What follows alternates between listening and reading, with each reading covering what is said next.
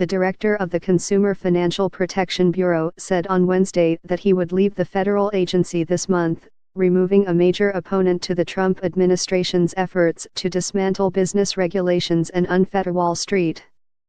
As the Bureau's first director, Richard Cordray, a Democrat appointed by President Barack Obama, has been an active watchdog whose role took on outsized significance in an increasingly partisan Washington. To many Republicans, he embodied the kind of over-aggressive policing that they contend hamstrings businesses and quashes innovation.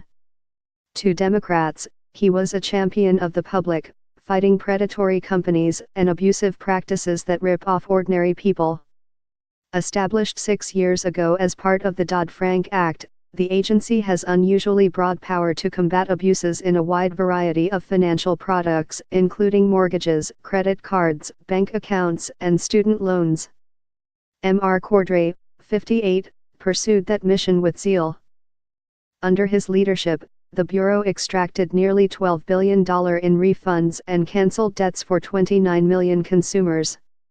It cracked down on abusive debt collectors, strengthened protections for mortgage borrowers, and created a complaints system that helped hundreds of thousands of people resolve disputes with financial companies.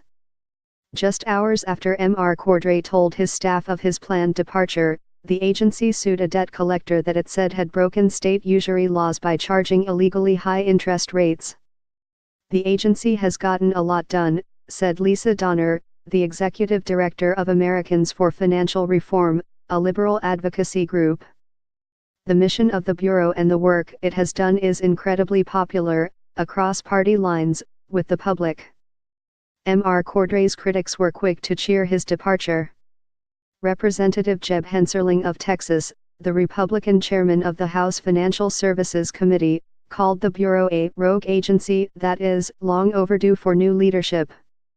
Mr. Cordray has been a whipping boy on Capitol Hill for years. Congress called him to testify nearly 30 times, but in recent months he also came under attack from other federal agencies. In one case, the Justice Department sided with a mortgage lender that questioned the agency's constitutionality. The acting director of the Office of the Comptroller of the Currency, a major banking regulator, publicly undermined several of the Bureau's actions and traded heated letters with Mr. Cordray. But President Trump, who ran on a populist platform that harnessed Americans' anger toward Wall Street, largely stayed out of the fray.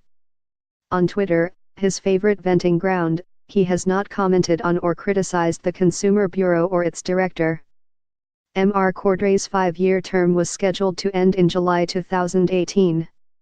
He was widely expected to step down early to run for governor in Ohio, his home state. Together we have made a real and lasting difference, Mr. Cordray wrote in an email to the agency's employees. I am confident that you will continue to move forward, nurture this institution we have built together, and maintain its essential value to the American public. And I trust that new leadership will see that value also and work to preserve it.